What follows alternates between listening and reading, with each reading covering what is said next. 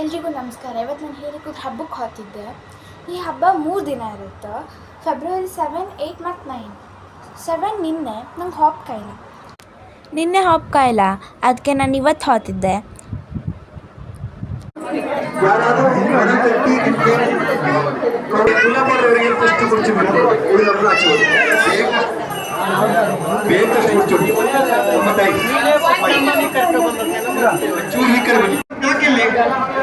ಅದೇ ಪ್ರಕಾರ ನಿಮ್ಮ ನಮ್ಮ ಪ್ರಕಾರ ಬಂದಾಯ್ತು. ಬಿಡಿ ಮಾಡ್ಕೋಬೇಡಿ.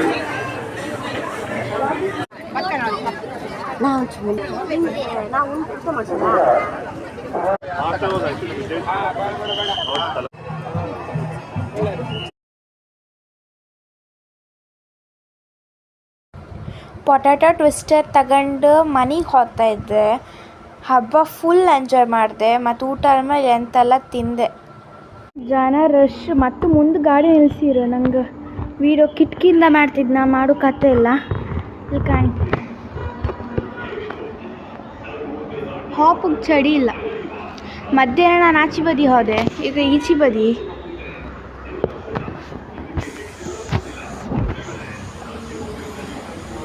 ಅಂಡರ್ ಪಾಸಾಗಿ ನಾವು ಹಪ್ಪುಕತ್ಲ ನಮಗೆ ಜನ ಇತ್ತು.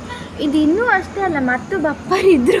ಯಬ್ಬ ಇಷ್ಟಕ್ಕ ಜನ ಇತ್ತು.